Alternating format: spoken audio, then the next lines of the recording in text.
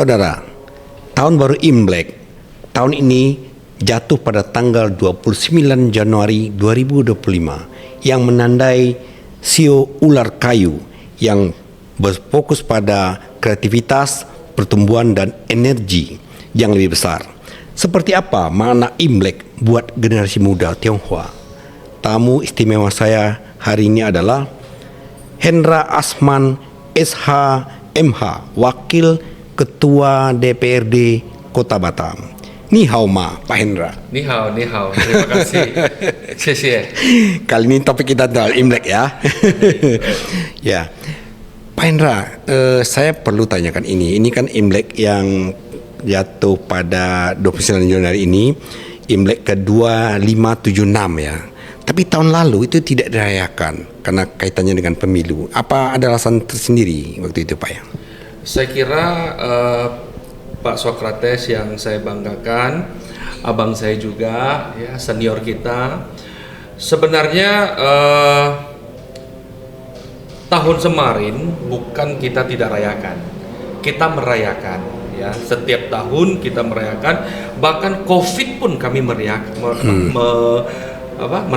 Cuman caranya yang berbeda.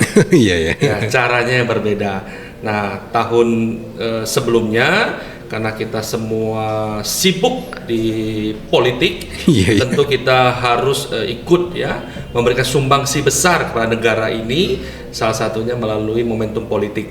Nah, jadi kemarin supaya semuanya berlangsung dengan baik, ya suasananya adem, kami merayakannya simple saja. Karena ada pesta yang lebih besar yang kami dahulukan. Ya. Kemudian ini kan tahun Imlek 2576 Kongzili dan tahun ular kayu, itu apa artinya ya Pak? Jadi memang di kalender Imlek ya, kalender Imlek itu memang ada 12 zodiak. Jadi setiap tahun itu dia berputar. Nah, tahun ini kita tahu bahwa kita masuk ke zodiak snake, yaitu ular ya, dengan unsur kayu ya. Jadi memang tahun ini tahun yang saya tunggu sebenarnya.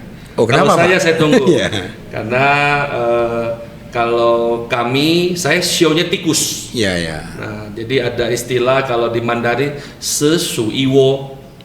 Sesuiwo itu dalam satu kandang itu, di dalam satu lubang besar itu, di dalam itu ada ular dan ada tikus. Jadi elemen dan unsur ini tahun ini bagi saya sangat berarti. Ya, cocok. Jadi kalau kami di budaya Tionghoa, kata orang tua saya, Hendra, ini tahun kamu ini, dia bilang nih. Saya bilang luar biasa, kita syukuri saja. Berarti ada tahun keberuntungan, ada tahun ya kurang beruntung juga. Jadi sebenarnya semua tahun baik ya. Cuman kita masing-masing tentu punya pandangan tersendiri. Jadi saya tahun ini saya merasa cocok dengan unsur saya.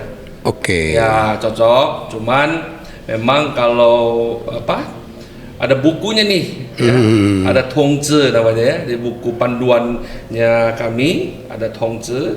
Di dalam itu ya memang ada orang yang bisa terjemahkan. Jadi memang dia bilang gini, semua tahun itu bagus, semua unsur itu bagus.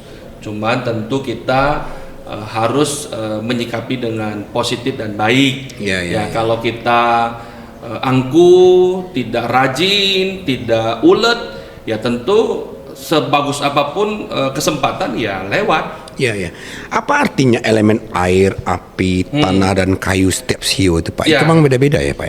Beda-beda. Jadi kalau secara astrologi ya, memang itu ada perbedaan yang cukup mendalam. Cuman karena saya memang tidak mendalami itu. Nah, tapi biasanya kalau kami ini setiap mau lebaran itu kami ada Tongzi yang kami lihat. Katanya gini, tahun ini Ciong dia bilang. Jadi tahun ular itu Ciongnya dengan, kalau nggak salah kemarin ada Ciong sama sio harimau, kalau nggak salah ada Ciong sama Cio babi gitu kan. Jadi kenapa dibilang sama ada ciong? Nah itu tak berkawan dia. Jadi ada istilah itu Pak Socrates. Jadi di dalam buku Tongzi itu ada seperti itu. Jadi cuman ini memang tidak boleh saya terlalu jauh menerjemahkannya karena ada ahli-ahli yang khusus yang memang mereka yang punya kapasitas untuk menjelaskan lebih dalam. Ahli Feng Shui, ahli Sio. Betul. Kemudian biasanya kalau Imlek itu apa saja tradisi yang dilakukan oleh warga Tionghoa ya Pak? Nah jadi yang pertama adalah yang paling unik bagi kami adalah tentu mesti beli baju baru. Rumah mesti dibersih-bersih ya, kemudian dicat untuk menyambut kedatangan tahun baru Imlek ya. Biasanya kami istilahkan dengan Cai Sen Ye Yao Tao lah. Cai Sen itu dewa keberuntungan. Jadi kita rumah mesti bersih, kita juga mesti berdandan dengan baik, sopan, rapi supaya kita menyambut dewa keberuntungan dengan sempurna. Kemudian tentu momentum Imlek ini bagi kami adalah kalau kami orang milenial ini yang paling kami tunggu adalah angpau. Jadi kalau kayak kami ya kebetulan kami masih menerima angpau nih. Masih menerima. Jadi orang tua saya walaupun saya sudah menginjak umur 40 tapi sampai hari ini orang tua saya masih semacam tradisi yang dijaga. Betul. Sebenarnya angpau itu kan bukan isinya yang menjadi patokan, tetapi bagaimana doa daripada senior ya memberikan kita doa selamat, doa keselamat ya, sehat walafiat dan keberuntungan sebenarnya yang diberikan. Nah, makanya sampai hari ini per tahun ini pun saya rasa saya masih dapat angpau dari orang tua saya. Saya bersyukur papa mama saya masih sehat. Kemudian ini Pak Hendra, kenapa, apa artinya ya misalnya angpau itu ada amplopnya ya Pak, itu ada lampion, semua pernak-pernik itu warnanya merah. Apa arti warna merah itu buat warga Tionghoa? Merah itu sebenarnya melambangkan keberuntungan.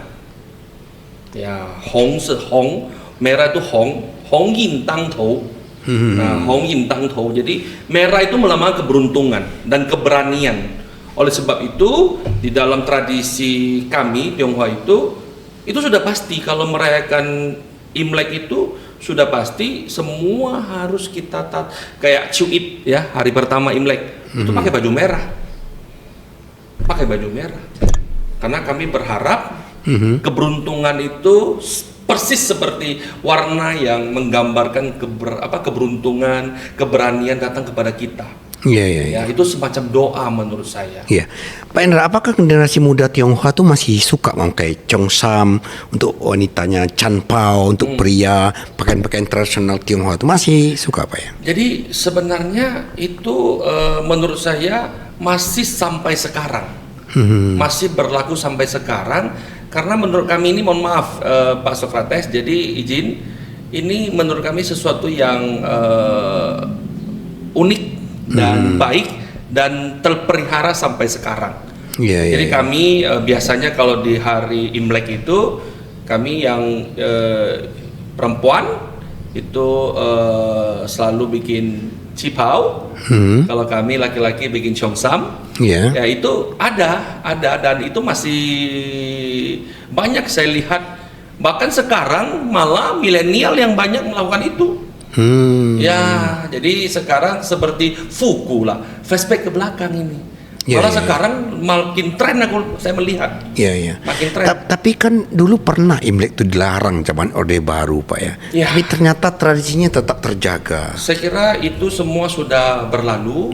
Sudah berlalu. Di zaman itu saya kira sudah selesai lah ya zaman itu. Dan impres itu dicabut oleh Gus Dur ya. Sekarang sudah beralih ke zaman ya saling menghargai ya, toleransi semakin tinggi.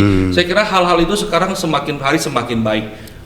Bahkan kalau kami merayakan Imlek itu di Desa Sarijaya itu sama teman-teman PSMTI, sama paguyuban, sama marga-marga itu bukan hanya suku Tionghoa saja di situ merayakan, tapi semua suku ya berbaur, merayakan bersama menyambut Tahun Baru Imlek.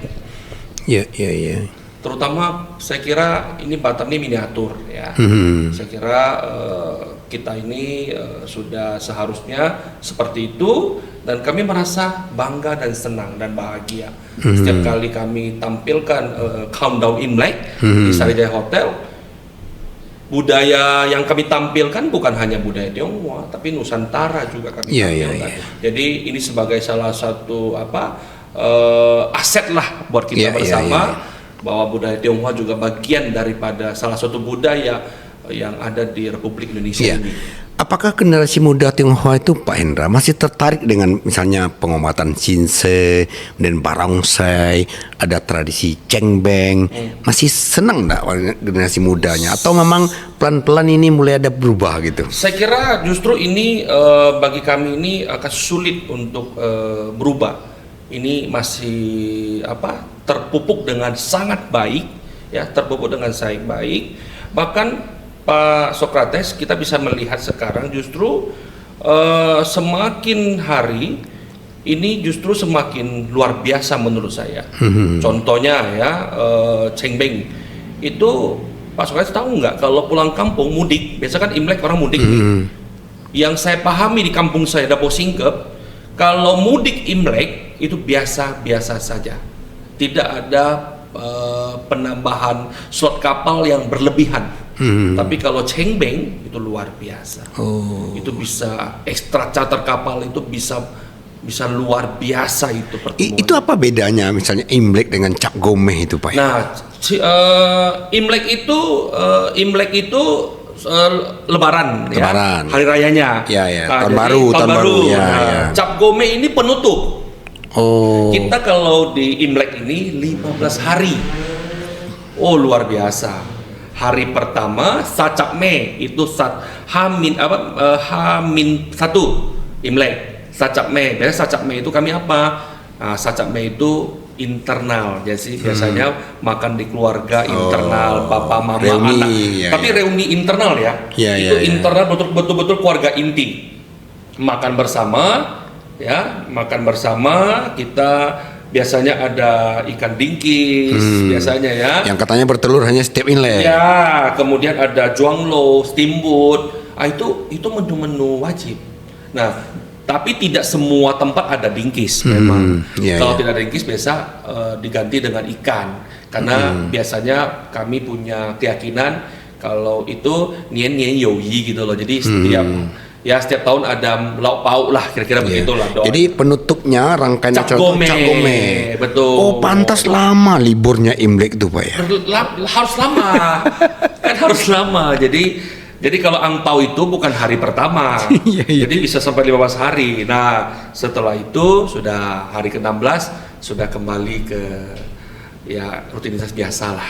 Gitu. Satu lagi yang unik. Kalau Imlek tidak boleh sapu di rumah. Kenapa Pak? Nggak boleh sapu karena rezeki tak boleh keluar. Selama 15 hari rumah tak boleh sapu. Mau dia banyak debu, mau dia banyak pasir. Itu apa maknanya Pak? Ya kami selalu percaya bahwa selama Imlek itu yang datang itu semua baik. Karena pasti bawa angpau, pasti bawa pakai baju merah, saling mengucapkan, saling silaturahmi. Itu hal-hal yang positif harus kita pelihara. Selama 15 hari itu. Jadi kalau biasanya kami kalau Imlek itu ya rumah tahu sama tahu lah. Lantainya itu ya itu, apalagi kalau saya open house ya bisa ribuan saudara ke rumah. Ya setelah itu ya 15 hari baru kita bersihkan. Pak Hendra, itu memang semua warga Tionghoa seperti itu? Saya yakini seperti itu. Saya yakini seperti itu. Unik ya? Unik. Ini unik. Ini memang jarang diucapkan, tapi hari ini saya teringat kembali yang paling seru itu ya selain pakai baju baru, rumah nggak usah sapu. Jadi istri saya bilang nggak boleh sapu, mama bilang nggak boleh sapu, dia bilang gitu. Selama ini kan banyak orang bertanya-tanya, kenapa kalau Imlek itu toko-toko banyak tutup? Karena liburnya memang lama. Memang liburnya lama kan, kita bersilaturahmi, Paijia itu bersilaturahmi ke rumah tetangga, silaturahmi, ya saling mendoakan. Jadi ya selama 15 hari itu boleh. Ya. Pak Hendra, saya juga heran ya, kenapa sekarang banyak ya, terutama generasi muda Tionghoa itu yang nggak bisa lagi berbahasa Mandarin. Kita lihat lokasi, ya. Lihat lokasi. Kalau di Kepri ini rata-rata bisa. Gitu. Ya, rata-rata bisa di Kepri ini. Ya, teman-teman saudara saya kalau di luar Kepri ini memang sedikit agak kurang. Ya, kalau Mandarin memang rata-rata bisa. Nah, jadi rata-rata bisa. Cuman kalau di Kepri ya rata-rata bisa. Nah, ini saya perlu tanyakan ini Pak Hendra. Belakangan saya amati banyak generasi muda Tionghoa tertarik terjun ke politik, termasuk Bapak. Itu apa alasannya, Pak? Saya kira bukan di set ya, bukan di set. Ini kebetulan saja.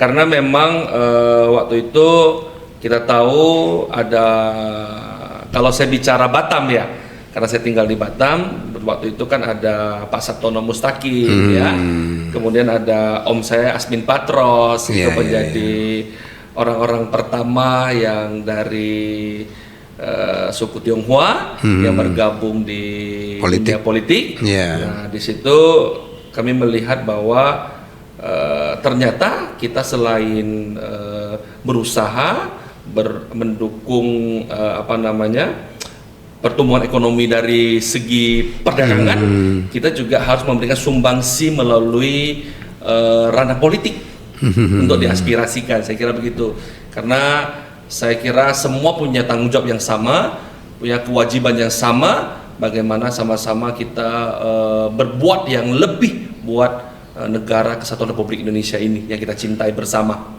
Iya. Oke, Pak Hendra, saya kira menarik ini, apalagi ini menjelang Imlek beberapa hari lagi. Bapak silakan menyampaikan ucapan Imlek buat seluruh warga Tionghoa di Batam dan Kepulauan Riau dengan bahasa Mandarin. Silakan, Pak. Baik, terima kasih. Oke, 谢谢各位朋友、亲戚朋友们。我 Hendra Asmat SH 今天很高兴来到 Socrates 的 Media。在这个机会，我祝大家。巴淡的朋友、巴淡的兄弟、巴淡的叔叔姨姨、婶婶呀、大伯，全部亲戚、全部的朋友、全部的家人，祝大家新年快乐，恭喜发财，万事如意，年年有余，身体健康。谢谢大家。Oke, terima kasih banyak Pak Hendra. Terima kasih. Kongsi Pacai. Terima kasih. Sukses selalu Pak Hendra dan selamat Imlek buat warga Tionghoa. Baik, terima kasih Pak Socrates. Ya, demikian saudara obrolan saya dengan Pak Hendra Asman, Wakil Ketua DPRD Kota Batam, generasi muda Tionghoa yang akan merayakan Imlek. Ikuti terus Socrates Talk.